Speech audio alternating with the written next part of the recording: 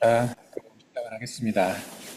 지금 강의가 내가 세보니까 30강을 했더라고요. 30번 했어요, 강의를.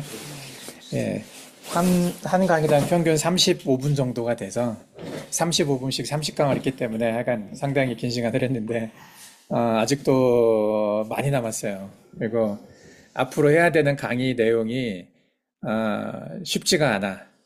좀 사실은 이제 이 글자 하나하나를 읽으면서 했으면 좋겠는데 이제 그렇게 하기엔 좀 길고 하니까 나중에 여러분들이 책을 번역을 해서 하나하나 읽어보면 예, 더 이해하는 데 도움이 될 것 같아요. 나는 이제 여러분들이 이 책을 읽을 때 좀 이해가 쉽게 될 수 있게 좀 도움 주려고 하는 거니까 결국은 또 책을 다 읽어봐야 돼요.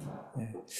제가 아마 책을 일단 한국에서 한 권씩을 보내줄 거예요.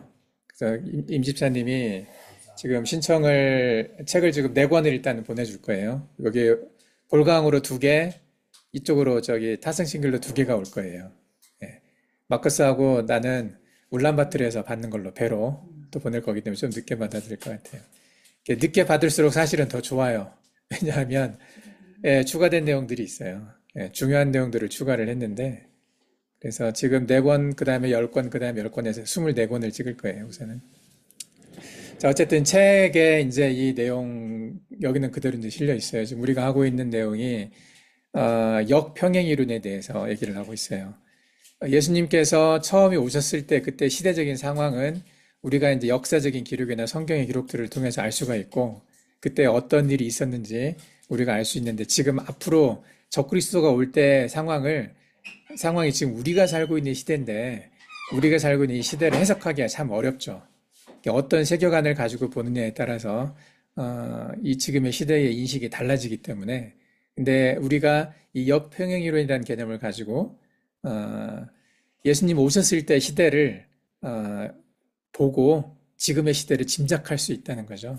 그래서 지금 내가 저번에 설명했던 것처럼 크게 어, 정치적인 세력과 종교적인 세력과 영적 배후 이 세 가지 형태로 좀 나눠가지고 좀 분석을 하고 있어요. 예수님이 오셨을 때에 정치 세력은 누가 있었냐? 로마와 헤롯 가문이 있었고, 종교적인 세력은 누가 있었냐? 사두개인과 바리새인들이 있었고, 영적인 배후는 그때에도 사탄이 있었고, 이번에도 예수님 다시 오시는 때 또 메시아 적그리스도가 등장하는 그때에도 똑같이 정치적인 세력과 종교적인 세력, 영적인 배후 세력이 있을 거라고 생각을 하고 있어요.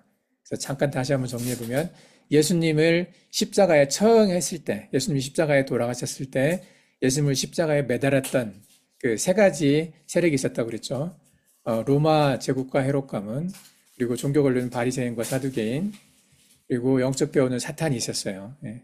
여기에 대해서 이제 우리가 좀 설명을 했었어요. 그리고 저번에 내가 바리새인과 사두개인에 대해서 짤막하게 설명을 했었는데 이것에 대해서는 이제 책을 좀 더 읽어보면 자세하게 나와 있으니까 책을 보면 읽어봤으면 좋겠고 그리고 이 바리새인과 뱀의 후손이 어떻게 연결되는지 독사의 자식들이라고 하면서 그 예수님께서 바리새인에 대해서 얘기했던 성경 구절들을 찾아서 그 단 족속과 단지파와 연결되고 그리고 창세기 3장 15절에 뱀의 후손에 대한 어떤 저주와 연결을 해서 이게 같은 라인으로 있다는 걸 우리가 저번에 얘기를 했어요. 그래서 단지파와 바리새인 함께 생각할 필요가 있다는 얘기를 했었죠. 우리가 이제 여기까지 얘기를 했던 것 같아요. 그리고 바리새인이 특히 이제 중요한데 이 예수님 시대에 바리새인이 지금도 있다고. 지금 유대교의 하시딤 운동하는 또 하레디나 뭐 카발라, 유대교 카발라가 그 바리새인들이 가지고 있었던 생각의 핵심이죠. 그리고 사두개인들이 가지고 있던 생각들도 현재 있어요. 사두개인들은 사실은 이 사람들이 가지고 있는 이 사람들이 영혼을 믿지 않았잖아요. 부활을 믿지 않았었고 지금의 유물론자들이 가지고 있는 어떤 과학자들이나 이런 그런 세력들이 사두개인에 좀 가깝다고 볼 수가 있죠. 어떻게 보면. 그래서 여기까지 이제 우리가 얘기를 했고, 그리고 이제 적그리스도, 이제 지금 세대, 지금 시대를 어떻게 인식할 거냐에 대해서 우리가 조금 더 생각해 볼 필요가 있어요. 예수님 시대는 그랬는데, 지금 시대는 누구냐? 그러면서 우리가 이제 저번에 적그리스도가 그 이제 핵심으로 등장을 하잖아요. 적그리스도 안에 정치 세력과 종교 세력과 영적 배후가 연결되어 있거든요. 어, 적그리스도는 마지막 시대에 등장할 그들이 기다리는 메시아. 이 메시아는 정치적 세력과 종교적 세력과 영적 세력이 합쳐져서 삼위일체로 드러나는 형태거든요. 사람으로 드러나지만 사람과 어떤 세력으로 드러나지만은 그 세력은 세 가지가 합쳐져서 만든 거라는 거죠. 그걸 이제 우리가 짐승이라고도 말을 하고 적그리스도라고도 말을 하는데 이걸 성경에서는 여러 가지로 표현을 했어요. 우리는 그걸 에서의 산이라고 생각을 하고 또는 큰 성 바빌론이라고도 말을 하고 여러 가지 형태로 성경에서 표현을 하고 있는데 그래서 적그리스도가 언제 등장할 것인가? 일단은 그 시기를 먼저 예측을 한번 해봤어요. 그래서 적그리스도의 등장 시기를 저번에 우리가 설명을 하면서 어, 아담의 가죽옷 사건부터 이제 쭉쭉 그 2000년 지나서 마지막에 이제 적그리스도 메시아 같은 걸 하고 천년왕국이 그대로 있을 거다 이야기를 얘기를 했죠. 그리고 이 각 시기의 의미들을 정리를 한번 했었어요. 저번 시간에. 이건 반복은 안 하겠습니다. 이제 구체적으로 그러면 지금 시대에 적그리스도가 등장을 하는 배경으로 우리가 정치 권력과 종교 권력과 영적 배후 세력을 세 가지로 나눠서 얘기를 할 필요가 있어요. 지금 시대에. 지금 시대의 정치 권력, 이 로마와 헤롯 가문과 어떻게 연결이 되느냐, 어떤 평행 이론을 갖고 있느냐. 예수님이 처음 하셨을 때, 초림했을 때 시대와 비교를 해보면, 지금은 이제 이게 로마 클럽, 옛날에는 로마라고 하는 나라가 있었고 로마를 지배했던 황제가 있었고 그 황제의 지명을 받아서 유대를 다스렸던 빌라도라고 하는 총독이 있었어요. 그게 이제 로마를 대표하는 정치 권력이었고 이 로마를 대표하는 정치 권력이 예수님이 처음 왔었던 그 시대 사람들의 생사여탈, 그러니까 그들의 삶을 꽉 쥐고 있었잖아요. 정치적으로. 그런 것처럼 지금 우리가 살고 있는 이 시대에 우리는 어떤 정치 권력에 의해서 영향을 받고 있느냐. 어떤 정치 권력의 세계관으로 지금 이 세계가 지배되고 있는지에 대해서 이해를 할 필요가 있는데 지금 많은 사람들은 여러분들 우리 바로 앞에 있는 정치 권력 그러니까 국가의 정부만 보이잖아요. 몽골이라는 국가가 몽골이라는 국가 안에 있는 정부 뭐 지금 두 개의 당이 있는데 두 개가 아니지 여러 개 있지 당이. 근데 그중에 대표적으로 두 당이 있고 그 두 당이 이제 결국은 여러분들 생각으로는 한통속이라면서 한통속이 뭔 말인 줄 알아요? 한통속? 예, 이름은 달라서 여러 당이 있는 것처럼 보이지만 실제로는 그 안에서는 친구야 서로가 그죠? 예, 서로 같이 해먹어. 그러니까 견제하는 당이 없는 거죠. 한 당이 잘못했을 때 다른 당이 막 비판하고 다른 당이 또 정권을 잡았을 때 그 전에 있던 당이 잘못했던 것을 또 심판하고 막 해야 되는데 지금 그런 시스템이 없으니까 어떤 당이 정권을 잡든지 간에 자기들끼리 다 해먹는다면서요. 그래서 이번에 그게 뭐 몇 조 해먹었다고 그래서 데모도 하고 있었던 적이 있었는데 지금 뭐 세계도 이제 그런 시기죠. 근데 그 당들 위에 보면은 다른 나라의 어떤 영향력 하에 있다는 거잖아. 중국이나 뭐 캐나다나 미국이나 또 그 나라들의 정부는 또 어떤 보이지 않는 단체의 영향 하에 있는 거죠. 그래서 그게 누구냐 쭉쭉 올라가 보면 누가 있을 거냐 그 로마 클럽으로 의심하는 사람들이 많이 있어요. 로마란 이름을 가지고 있어요. 로마란 이름으로 로마란 이름 안에 이제 여러 개 겹쳐 있어요. 사실 일루미나티나 프리메이슨이나 다른 어떤 음모론의 대상이 되는 단체들이 여기 막 서로 얽혀 있거든요. 뭐 다보스 포럼이네 뭐 여러 가지가 있는데 그 중에서 이제 로마 클럽도 로마라는 이름을 가지고 있는데 오래전부터 로마를 중심으로 내려왔던 그 세력 그들이 전 세계에 뻗쳐져 여러 나라의 정치에 영향을 주고 있고 그들의 아젠다, 그들이 생각하고 있는 어떤 세계관을 가지고 이 세상을 지배하려고 하고 있는 그런 곳이 로마 클럽이 아니냐 이렇게 보고 있는 거죠. 근데 이제 뭐 보통 사람들은 로마 클럽은 그냥 뭐 싱크패드 같은 거다 어떤 정치적인 힘을 갖고 있는 게 아니라 세상을 어떻게 분석하고 세상을 어떻게 좋은 식으로 만들어 갈 것인가에 대해 의견을 내고 하는 그런 단체일 뿐이지 실질적인 어떤 힘이 있는 건 아니라고 공식적으로는 그렇게 얘기를 하거든요. 근데 이제 이 사람들이 생각하고 있는 이 사람들이 말하고 있는 여러 가지 것들이 성경에 나와 있는 이제 적그리스도가 할 일들과 좀 연결이 많이 돼 있다고 보고 있는 거죠. 공식적으로는 1968년에 이탈리아의 사업가 아우렐리오 페체이라는 사람과 스코틀랜드 과학자 알렉산더 킹이라는 사람이 이 싱크탱크를 만들었다고 얘기를 하죠. 이제 공식적으로는 인류가 직면한 환경 문제와 또 인류의 또 지속 가능한 발전을 연구하고 경고하는 것을 목적으로 하고 있는데 인류의 직면한 환경 문제, 특히 인류가 지속 가능한 거, 인류가 번영하는 거, 인류가 번성하는 거, 이것을 위해서 연구한다고 돼 있잖아요. 이걸 누가 해요? 그게 일루미나티의 목적이거든요. 일루미나티의 최고 목적은 인류의 번영이에요. 예.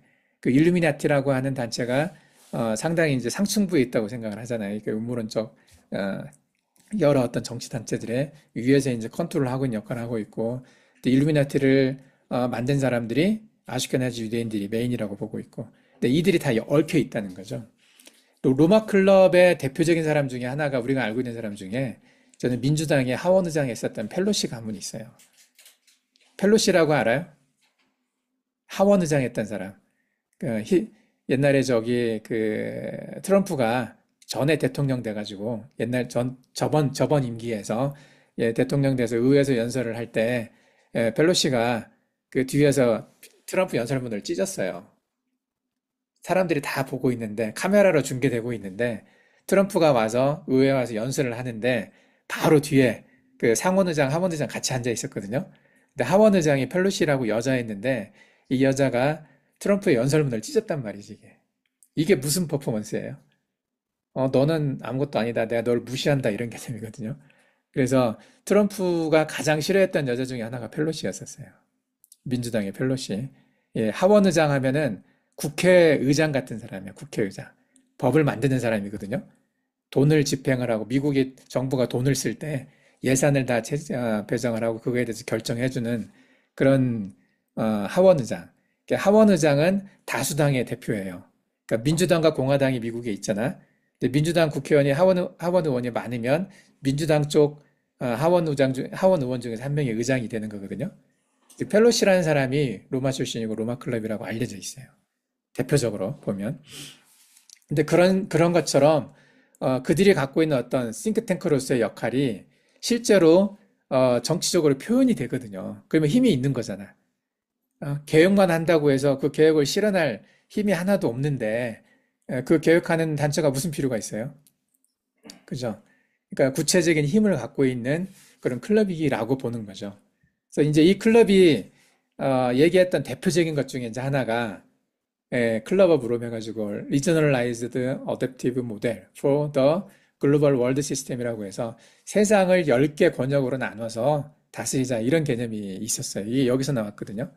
이게 이제 유엔에 제안이 되고 유엔에서도 이제 이걸 받아들여가지고 이런 계획들을 했었어요. 이 10개가 무슨 의미가 있느냐? 이게 이제 요한계시로 가면 10개의 뿔이 있어요. 10개의 뿔. 거기에서 작은 뿔 하나에서 적그리스도가 나온다고 돼 있거든요. 10개의 뿔은 이 뿔이라고 표현되는 것은 어떤 정치 권력 왕들을 의미를 하고 그 왕들 중에서 작은 뿔 하나에서 작은 뿔이라고 하는 것을 이제 바티칸으로 해석하는 사람들이 많이 있죠. 작은 뿔, 바티칸이라고 하는 곳에 교황이 그 역할을 할 거다. 그 교황이 로마에 있잖아. 그죠? 이제 그런 개념을 가지고 이 세상을 나눠서 분할해서 이렇게 지배를 하겠다. 그리고 이것을 이렇게 이제 이 지도로 표현을 했어요. 보면은 뭐 다 있어요. 뭐 노스 아메리카, 유럽 이렇게 10개가 있거든요. 그래서 이게 10개 뿔이 아닐까. 요한계시록에 나온 이렇게 보는 사람들이 있어요. 어쨌든 세상을 어떻게 끌고 갈 것인가, 세상을 어떻게 나눠서 인간이 계속해서 번영할 수 있게 지배할 것인가, 이런 생각을 가지고 있는 클럽이란 말이죠. 이런 걸 하는. 예. 그게 뭐 일부 힘없는 학자나 이런 사람들이 할 수 있겠어요? 어렵죠. 그래서 이제 음모론적 시각에서 이 단체를 바라보면 이 단체는 세계 단일 정부를 만들려고 하는 단체고, 그리고 탈산업화를 통해서 이 인구를 많이 줄이고, 이 너무나 많은 사람들이 살고 있는 세상이고, 또 지구의 자원이 너무나 빨리 고갈되고 하다 보니 이제 인구를 줄여야 된다. 특히 이제 기후 위기가 원인 가장 큰 게 사람이잖아요. 사람이 많기 때문에 지구의 기후 위기가 왔고, 그로 인해서 지금 이렇게 지구가 살기 힘든 환경이 되어가고 있으니까 어떻게 해서든지 이 사람을 줄여야 된다라고 말하고 있는 그런 생각을 갖고 있는 곳이거든요. 이런 생각을 데이비드 록펠러나 그 마이크로소프트사의 빌 게이츠나 이런 사람들이 공공연히 했어요. 공공연히 말했다는 얘기는 언론 매체 안에서 TV 찍고 있을 때 방송에 나와서 이 얘기를 했던 이야기가 인터넷에 많이 돌아다녀요. 음모가 아니에요. 이건 사실이거든요. 예. 그것을 위해서 뭐 테드 같은데 이렇게 큰 어떤 강의하는 그런 곳이 있는데 이제 그런 데서 강의한 영상도 있고 그러거든요. 예, 이들이 가지고 있는 로마 클럽이 가지고 있는 생각들이 실제로 예, 힘 있는 존재들에 서 정치적으로나 경제적으로나 세상의 어떤 힘 있는 존재들을 통해서 그게 지금 표현되고 있고 정책으로 그게 실현되고 있는 거죠. 예, 그런 것들 때문에 뭐 파리 기후 협약 같은 데서 트럼프가 탈퇴를 했잖아요. 그게 반대하는 세력들이 그거에 대해서 이제 뭐 많이 비판을 하고 그들의 정책 결정에 의해서 많은 경제적인 어떤 많은 회사들이 뭐 어떤 경제 정책을 가지고 수익 모델을 잡을 것인가 이런 것도 결정되기도 한단 말이죠. 예를 들면 전기 자동차, 그죠? 전기 자동차가 뭐 쿼터제 같은 게 있잖아요. 유럽에서도 가솔린이나 이렇게 벤진으로 사용하는 그런 자동차들 말고 전기를 써야 된다. 기후이기 때문에 이제 그런 식의 정책을 결정하고 그게 구체적으로 실현되는 그런 정책을 생각하고 있는 것이 이제 로마 클럽이라는 거죠. 그래서 새로운 세계 질서를 만들고 신세계 질서, 이거 우리가 예전에 많이 얘기를 했었어요. 뉴 월드 오더, 그 인구를 감소시키고 환경 문제, 이런 경제를 통제하겠다고 이런 것들을 계획하고 실행하고 하는 헤드쿼터 같은 곳이 로마 클럽이다라고 보는 거죠. 이 로마라는 이름을 예수님 처음 오셨을 때 그 로마가 있는 거예요. 지금도 똑같이. 나라를 벗어나서. 옛날에는 로마가 나라 이름이었지만 지금은 나라 이름이 아니라 클럽 이름인데 이게 전 세계를 통제하는 클럽이 된 거죠. 로마라는 이름으로. 그대로 남아있다는 거죠. 남아있을 뿐만 아니라 진화했어요. 진화. 진화라는 말이 뭔지 알죠? 더 커지고 더 후치해진 거죠. 그리고 더 촘촘하게 그물을 짜서 빠져나갈 수 없게 이제 그걸 이미 그 정치적인 권력으로 만들어 놨다는 거죠. 이들이 썼던 책이 이제 성장의 한계라는 책이 있었어요. 이게 뭐 영어로 출판되고 이건 한국어로 번역된 건데 여기에 이제 그들의 생각을 담았다는 거고 그리고 여러 국제기구와 협력을 해서 실질적으로 그들의 생각이 실현되고 있는 거죠. 이 국제협력기구들 대부분 다 유엔이나 뭐 국제기구들이 다 그 안에 있어요. 지금 트럼프 대통령이 유엔에서도 나온단 말 할 정도잖아요. 지금 유엔을 무력화시키고 미국 정부에서 유엔에 돈을 댔던 거, 또 유엔에서 일하는 그 많은 사람들이 외교관으로서의 대접을 받고 있는데 그런 것들도 지금 다 철폐를 시켰거든요. 행정명령으로. 그러니까 이제 곁으로 보면 트럼프는 지금 싸우고 있는 거예요, 이들하고. 예. 글로벌 세력들이거든요, 이게. 전에 내가 얘기했던 것처럼 글로벌리즘, 패트리어티즘 두 개가 지금 전쟁하고 있다고 했잖아요. 그게 남방어과 북방어의 전쟁 같은데 글로벌리즘이 북방어이고 패트리어티즘이 남방어 같은 그런 느낌이에요. 지금은 정확하게 우리가 구분하는 건 쉽지는 않지만 어쨌든 지금 현재 드러나고 있는 부분을 보면 트럼프가 누구랑 싸우고 있는 거예요? 트럼프 대통령이 이들하고 싸우고 있는 거예요. 로마 클럽하고. 물론 이제 그 안에서 그들이 같은 편일지도 몰라. 같은 편일지도 모르는데 어쨌든 지금 이렇게 세계적으로 큰 힘을 발휘하고 있는 게 로마 클럽이라고 볼 수가 있는 거죠. 예. 그러면 헤롯 가문은 어디 있냐? 예수님 처음 오셨을 때 로마라는 나라가 있었어요. 그게 본디오 빌라도가 실질적으로 예수님의 십자가에 다는 걸 최종 명령한 사람이 본디오 빌라도잖아요. 예. 그 명령을 하게 바탕을 깔아준 사람들이 이제 헤롯 가문이었고 거기에 종교적인 어떤 이유를 가지고 예수님을 고발하고 법정에 세운 사람은 바리새인들이었죠. 바리새인들과 유대인들이었단 말이죠. 그러면 그때 그 역할을 했던 사람 중에 헤롯 가문은 누구냐? 헤롯은 에돔 족속이었어요. 그래서 이두메 사람들, 이 사람들이 아슈케나지 유대인들의 엘리트 가문이라고 지금 그렇게 의심되는 거죠. 예를 들면 로스차일드라고 얘기했었잖아요. 로스차일드가 붉은 방패, 북다라는 뜻의 에돔이라고 하는 그 정체성을 자기들의 문장의 가문, 문장을 자기 가문의 문장이죠. 그것을 표현하는 곳에 그걸 드러냈다고 보죠. 그래서 많은 유대 랍비들은 이 아슈케나지 유대인들의 뿌리가 에돔이라고 본단 말이죠. 그래서 우리가 이때 헤롯 가문, 헤롯 왕가, 헤롯 그 왕의 가문을 그때 예수님 오셨을 때 헤롯 가문을 지금의 아슈케나지 유대인들이라고 보면 된다는 거죠. 연결돼 있어요. 그래서 에돔 종족과 아슈케나지 유대인은 같은 뿌리라고 생각을 하니까 이들이 어떤 일들을 하고 있느냐 이제 그죠? 로스차일드 가문 대표적으로 로스차일드 가문이 지금 드러나 있으니까 로스차일드 가문만 있는 건 아니고 이제 전에 우리가 13개 가문을 얘기를 했었어요. 정확하게 나도 잘은 몰라요. 근데 이제 알려져 있는 가문들이 로스차일드, 뭐 록펠러, 그리고 JP 모건, 뭐 그리고 뭐 오펜하이머, 뭐 이런 가문들이 좀 있어요. 그 외에도 이제 몇 개 더 있을 건데, 이런 사람들이 이렇게 모여가지고 이건 AI 그림인데 이렇게 세상을 놓고 어? 장기 하듯이 이렇게 게임하고 하는 거죠. 이 사람들이 그런 엘리트 가문을 표현을 한 거거든요. 그 엘리트 가문들 위에 누가 있느냐? 이 전시안이 있어요. 피라미드가 있고. 이것도 조금 이따 설명을 할 텐데. 어쨌든 아슈케나지 유대인, 헤롯 가문의 후신들이, 에돔의 후신들이 지금의 그 힘을 가지고 아까 로마 클럽과 함께 이런 일들을 똑같은 생각을 가지고 추진하고 있다는 거죠. 세계 단일 정부를 추진을 하고, 금융 시스템을 통제하고, 신세계 질서를 만들고, 이런 것, 많은 정치적인 음모들을 통해서 이 일들을 지금 진행하고 있는 중심 세력 중에 하나가 이제 이 헤롯 가문의 후신인 아슈케나지 유대인, 에돔의 후신이라고 보는 거죠. 에도마이트들. 예.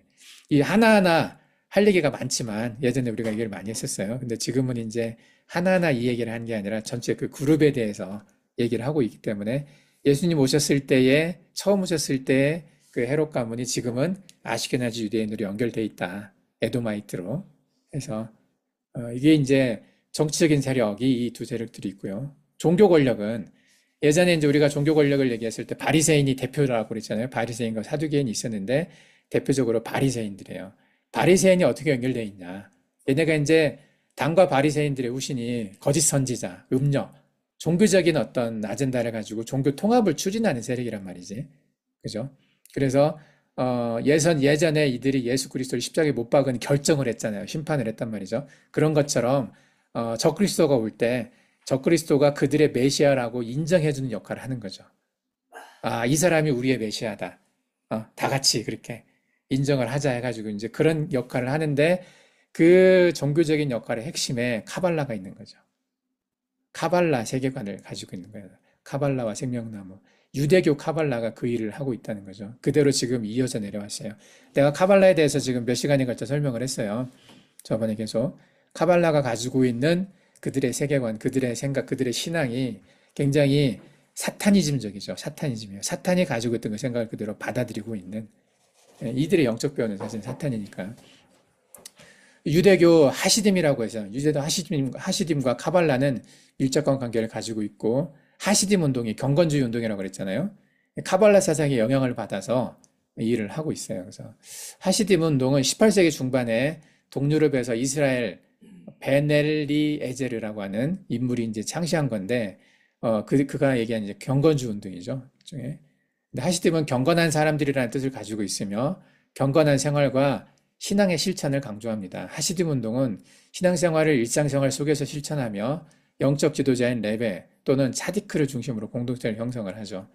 내가 조금 이따 사진을 보여줄 텐데 이제 이 차디크라고 하는 존재, 이분 죽은 사람이 하나 있는데 이름이 정확히 기억 안 나는데 어쨌든 굉장히 큰 영향력을 행사를 하고 있어요. 이 유대 카발라 하시딤이. 카발라에 대해서 이제 전에 우리가 얘기를 했어요. 그래서 하시딤과 카발라의 관계를 보면 굉장히 밀접하게 연결되어 있다는 거죠. 영적 지도자와 신비주의, 또 경건한 생활과 신비주의 실천, 카발라의 의식과 명상. 내가 이제 전에 명상에 대한 얘기를 했었어요. 메디테이션. 그 명상을 통해서 이 영성으로, 이 사탄의 영성으로 종교를 통합을 할 거다 이제 이 얘기를 했는데 이 중심에는 어쨌든 종교적인 중심에는 이 카발라 유대교가 있다는 거죠. 이들이 이제 구체적으로 어떤 일들을 하냐 사진을 보면 이 교황과 만나고 있죠. 예, 팝과 카톨릭의 교황과 이제 만나고 있어요. 그리고 아마 이 팝과 이 둘은 같은 색깔이죠. 예, 카톨릭의 영성과 이 카발라의 영성은 같은 거라고 얘기를 했었잖아요. 그리고 이 누구야 이 사람은? 오르소독스.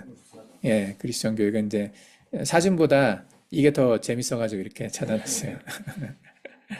표현 되잖아요. 어깨 동무하고 친구잖아요. 예, 딱 친구가 돼 있고. 요 사람이 지금은 죽은 사람인데 이 사람이 되게 유명한 사람이었더라고. 이쪽에서는. 예, 카발라파 유대교, 정통 유대교에서 하시딤 운동에 예, 돌아가셨어요. 근데 이 사람이 굉장히 큰 영향을 끼쳤어요. 근데 이제 이 트럼프와 같이 있는 사진은 아니고 트럼프도 이쪽에 영향을 받고 있는 사람이라는 거죠. 카발라 쪽에. 그 트럼프의 사위 쿠슈너가 이쪽 사람이고 유대교 카발라 정통. 그리고 여기 옆에 누구예요? 푸틴 옆에도 이 유대교 사람이 있어요. 이 푸틴이 결정하는 많은 결정 속에 영향을 주고 있는 사람이죠. 요 사람. 예. 이게 이제 카발라파 유대교 사람들이에요. 예. 그래서 실질적으로 지금 세상을 지배하고 있는 대표적인 사람들 아니에요. 예. 트럼프나 푸틴이나 이 사람들이 어떻게 보면 그 글로벌리즘과 싸우고 있는 사람들이잖아. 그죠? 겉으로 보면 예, 지금 글로벌리즘과 싸우고 있는 패트리어티즘의 대표적인 사람들인데 그 안에서 보면 연결돼 있단 말이죠. 그 글로벌리즘을 지지하고 글로벌리즘을 이렇게 뒤에서 정신적인 백그라운드, 종교적인 백그라운드를 형성해주고 있는 게 가톨릭이거든요. 가톨릭은 대부분 다 글로벌리즘 쪽에 서 있어요. 지금 우크라이나 전쟁에서도 우크라이나 편에 서 있는 게 가톨릭이거든요. 이게 싸우고 있는 것처럼 보이는데 그 안에서는 서로 이제 친구가 돼 있는 거죠. 이게. 이들이 특징 중에 하나예요. 정반합이라고. 양쪽 편에 다 돈을 대. 예? 싸우게 하고 그리고 거기서 이득을 취하는 거죠. 이게. 그런 어떤 스타일인데 이게 그래서 아마 이렇게 영향을 다 주고 있어요. 그냥 작은 나라에 그냥 뭐 조그마한 종교가 아니에요. 유대교는 유대 카발라는요 모든 종교의 위에 있는 모든 종교를 지배하고 있는 거라고 보면 되죠. 예. 가장 큰 종교적인 세력을 갖고 있어요. 자, 이제 종교적인 백그라운드를 얘기를 했어요. 그래서 이들이 결정을 하면 어느 누구도 다 메시아가 될 수 있어요. 이들이 인정을 하면. 이들이 딱 우리가 보기에 이 사람이 메시아다. 이 사람이 그 뭐 자기들이 인정하는 그런 메시아다 하면은 그 사람이 진짜 메시아가 될 수가 있는 거죠. 종교적으로 판단을 하고 정치적인 세력들을 갖고 있기 때문에 그들이 다 인정하고 모든 매스컴이 다 얘기하고 신격화할 수 있는 거잖아요. 그러면 충분히 이들이 인정하는 누군가가 지금 아마 이미 살고 있다고 보고 있지, 이 땅에서. 이미 태어나서 언젠가 때가 되면 그들이 이 시간을 만들어서 환경을 만들어서 누군가를 적그리스도로 옹립을 할 거다고 생각을 하는 거죠. 이들의 영적 배우는 사탄이죠. 용, 예뱀, 막이라고 돼 있어요. 이 상징이 이 전시안이 사탄이에요. 이 전시안 올싱아이라고 돼 있잖아요. 우리가 창세기에서 이제 그 에덴 동산의 사건을 보면은 릴리스라고 생각하는 안 바꿨다 스펠링 어쨌든 그가 이제 깨달음을 심어줬잖아요. 너희 눈이 밝아진다라는 표현을 했어요. 눈이 밝아진다. 예? 딱 눈을 표현을 했어요. 머리가 뭐 밝아진다, 머리가 맑아진다 이게 아니에요. 눈이 밝아진다고 표현을 했어요. 눈. 예. 이 눈이에요, 눈. 이 눈이 밝아진다는 표현을 해서 그걸 깨달음의 상징으로 눈을 표현을 했거든요. 그러니까 눈이 무엇인가가 되게 중요한데 그래서 이걸 그들의 상징으로 써요. 올싱아이라고 하는 것을. 이것을 사탄의 섭리와 지혜를 상징하는 것으로 보는 거죠. 사탄의 섭리. 섭리라는 말은 사탄이 이렇게 성령이 하시는 것처럼 성령이 우리를 섭리한다고 돼 있죠. 섭리한다는 말, 이게 섭리라는 단어가 그 옛날 몽골말로는 설리야, 설리. 우리 딸 이름이 설리잖아요. 예, 설리의 원래 이름은 섭리예요, 섭리. 설리를 한자로 만들면 섭리거든요. 섭리는 이렇게 인도하고 안배하고 이렇게 뭐 이렇게 여러 가지 것들을 이렇게 컨트롤하는 거죠. 이렇게 예, 그런 걸 섭리라고 표현을 하거든요. 하나님의 섭리, 하나님이 우리를 섭리하신다고 표현을 해요. 우리의 삶을 섭리한다 이런 것처럼 그런 단어인데 이 섭리와 지혜를 사탄의 섭리와 지혜를 상징하는 것이 이 올싱아이라는 거죠. 눈. 이 눈을 이 올싱아이를 쓰고 있는 상징으로 쓰고 있는 단체가 이제 우리가 대표적으로 일루미나티, 프리메이슨도 그들 건물 곳곳에 이 전시안이 있어요. 정치단체 중에는 이런 게 있고 그리고 이건 우리가 안 봐도 알 수는 있죠. 근데 종교단체 안에 카톨릭도 여러 그 성당의 카톨릭 그 교회 안에 많은 곳에 전시안이 있어요. 스테인드 글라스 창문이나 뭐 예술품 등에 많이 사용을 하죠. 예. 그리고 힌두교, 뭐 이집트 신화에도 호루스의 눈이 있었죠. 내가 이건 이제 워낙 많으니까 다 사진을 넣지는 않았어요. 하나는 넣으면 또 많으니까. 그래서 이집트 신화에서 이제 호루스도 그 눈이 호루스의 눈이 있고 파라오의 힘과 권위를 상징하고 호루스의 눈도 굉장히 많은 사람들이 여러 곳에서 쓰고 있죠. 이건 뭐 찾아보면 엄청나게 많아요. 호루스의 눈 쓰고 있는 데는 뭐 건물에도 쓰기도 하고 한국에도 많이 있어. 뭐 여러 가지 그 조그마한 조각품에도 쓰기도 하고 되게 많이 쓰거든요. 또 집의 모양을 호루스의 눈으로 모양으로 만든 그 헐리우드 배우도 있어요. 인터넷 찾아보면 나와요. 그래서 예, 그런 신화를 쓰고 있는 데가 많고 불교에서도 제 3의 눈이라고 하죠. 서드 아이라고 해서 불교에서 이 3의 눈은 영적 깨달음과 높은 수준의 지혜를 상징을 하죠. 그래서 이마 중앙에 이마 딱 가운데 눈이 하나 그려지는 게 많아요. 예? 부처 중에도 많이 있어요. 그래서 붓다의 제 3의 눈. 그래서 부처의 상징 중 하나로 부처 이마 중앙에 있는 제 3의 눈은 또 깨달음을 상징을 하죠. 이는 부처가 모든 걸 볼 수 있고 모든 진리를 통찰할 수 있는 능력을 갖추고 있다는 것을 나타내는 거죠. 보살의 제3의 눈. 예? 그리고 티베트 불교에서도 제3의 눈이 있어요. 그죠? 시바도 제3의 눈을 가지고 있어요. 보면 힌두교에서도 보면 시바의 제3의 눈이 있고 제3의 눈과 아즈나 차크라 이런 것도 다 신성한 통찰력과 제3의 눈을 얘기를 하는데 이것들이 같은 영적인 배우를 가지고 있다는 뜻이죠. 예. 이 눈을 로고로 쓰고 있는 모든 단체는 같은 단체라고 보면 돼요. 같은 영적인 배우를 가지고 있고 그 영적인 배우가 누구냐? 사탄이라는 거죠. 예. 뭐 이제 여러 뉴에이지 운동하는 음모론 단체들도 많이 쓰고 있어요. 이게 누구예요, 이게? 천사, 세라핌, 세라핌이에요, 세라핌. 예. 예. 세라핌이거든요.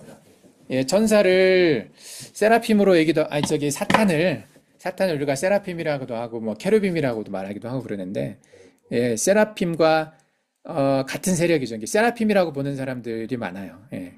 그 세라핌에 대해서 성경에 기록을 하고 있는데 성경이 표현한 세라핌을 AI가 그린 거죠, 이게. 예.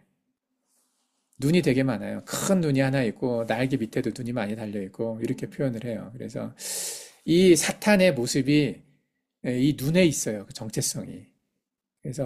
그래서 이 자기의 모습, 사탄이 세르팸의 이 모습을 이런 자기를 따르는 영적으로 따르는 모든 사람들에게 이 로고를 쓰게 한 거죠. 그게 깨달음의 상징이기도 하고. 이게 섭리의 눈이라고 하는 게 가톨릭에서 쓰고 있어요. 이게 섭리의 눈. 그러니까 사탄이 섭리한다는 거죠. 섭리하고 있다. 섭리. 아까 내가 설명을 해서 섭리가 무슨 뜻인지. 예. 그래서 이 눈이 이 영적인 배우를 표현하는 사탄의 어떤 상징이 된 거죠. 예, 이게 우리가 영화에서도 나오잖아요. 그 반지의 제왕에서도 이 눈이 나오죠. 모든 걸 다 보고 있는 눈. 예. 예. 그래서 이렇게 삼위일체가 만들어진 거죠. 정치 세력과 종교 세력과 영적인 배우. 예. 이게 지금 아직 퍼펙트하게 끝난 건 아니지만 거의 지금 완성되어져 가고 있어요. 이들이 준비가 됐을 때 누가 등장을 하느냐? 적그리스도가 등장을 하는 거죠. 예수님 처음 오셨을 때에 예수님은 십자가 달려 죽으셨어요. 진짜 그리스도는 십자가 달려 죽였어요. 이 죽이는 결정한 그 세력 그대로 지금까지 2000년까지 내려왔어요. 더 강해졌고 더 많아졌고 전 세계를 지배할 수 있게 더 후치태해졌죠. 더 강해졌는 이 세력이 결국은 적그리스도를 자기들의 메시아로 등극시킨다고 하는 거죠. 등극이라고 표현을 한국말로 하면 등극. 왕의 자리에 올라간다. 하나님의 자리에 앉는다. 이게죠. 성경에 나와 있어요. 하나님의 자리에 앉을 거라고 얘기했잖아요. 예, 그 등극한다고 표현을 하죠. 예. 그래서 그리스도와 적그리스도는 평행 이론을 가지고 있어요. 역평행 이론이죠. 예. 예수님은 십자가에 달려 죽었고 적그리스도는 왕이 되는 거고. 예. 그래서 내가 둘, 넷, 여섯, 일곱 가지로 이제 나눴어요. 이것을 어디에 태어났냐? 출현 장소. 예수님은 유대 땅이고 적그리스도의 배경은 전 세계죠. 그리고 역할은 예수님은 메시아인데 여기 적그리스도는 거짓 메시아. 예수님은 하나님의 이름으로 왔어요. 요한복음에서 얘기했던 것처럼. 근데 메시아는 자기 이름으로 오는 거죠.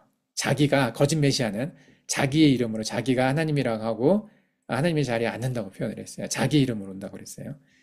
정치적인 세력은 로마 제국 헤롯 가문이었는데 적그리스도는 로마와 에도마이트 엘리트 가문들이고 종교적 세력은 바리새인 사두개인 지금은 적그리스도는 유대교 카발라 바리새파의 후예라고 얘기를 했어요. 영적 배우는 사탄이에요. 십자가에 죽으시고 부활하시죠. 죽음의 승리가 죽으심이 부활이야. 근데 이제 이 적그리스도는 거짓 평화와 번영을 제공하고 그리고 이제 결국은 망하게 되겠죠. 주요 사건들이 있었어요. 베들레헴의 아이들이 죽었어요. 예수님이 오셨을 때. 그리고 적그리스도가 등장할 때는 어떤 일이 있을까? 경배하지 않는 자들, 짐승 앞에 경배하지 않는 자들을 죽인다고 얘기를 했죠. 이제 이런 어떤 패턴이 있어요. 예, 이것을 이제 조금 내가 이제 풀어서 설명을 했어요. 주련 장소, 역할, 정치 세력, 종교적 세력, 영적 배후, 죽음 및 승리의 주요 사건. 예. 이 사건들을 이렇게 하나하나 나눠서 보면 이 예수 그리스도와 저 그리스도는 반대된다는 걸 알 수가 있어요. 똑같이 반대되는 거죠. 예. 양쪽 반대편에 서 있는 거예요. 이게 이제 역평행 이론이라고 표현을 했어요. 뭐 다른 데서 이렇게 표현을 하지는 않는데 평행 이론이라는 건 똑같은 거잖아. 근데 역평행 이론 리버스 반대로 똑같은 거죠. 예. 예. 이렇게 가는 거죠. 이렇게. 그래서 이 이야기가 요한복음에 예수님께서 정확하게 표현을 하셨어요. 요한복음 5장 43절에 나는 내 아버지의 이름으로 왔음에 너희가 영접지 아니하나 만일 다른 사람이 자기 이름으로 오면 영접하리라. 5장 43절에 나와요. 예. 그래서 예수님은 아버지의 이름으로 왔음에 영접하지 않아서 어떻게 됐어요? 십자가에 달려 죽으셨어요. 죽으셨잖아요. 근데 다른 사람은 누구예요? 적그리스도예요. 적그리스도가 자기 이름으로 오면 사람들이 영접할 거다. 왕으로 삼을 거다. 이 얘기죠. 예. 예수님께서 예수님의 입으로, 제자가 한 말이 아니에요. 예수님이 직접 하신 말씀이거든요. 예. 이 이야기를 정확하게 하셨어요. 이때 다른 사람이 누구냐? 다른 사람들이 아니에요. 다른 사람이라고 정확하게 단수형으로 말씀하셨어요. 그러니까 지금 무천년을 추종하는 사람들이 말하는 거짓 선지자, 적그리스도 이미 많이 왔었다. 그리고 지금도 많이 있다. 앞으로도 많이 올 거다. 이게 많은 사람들을 얘기하는 그 이야기가 아니라는 거죠. 예수님은 한 명을 이야기했어요. 단 한 명. 단수형으로. 예수님이 한 명이었던 것처럼 예수 그리스도 한 명이었잖아요.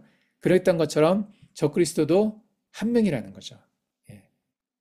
이건 꼭 우리가 기억을 하고 있어야 돼요.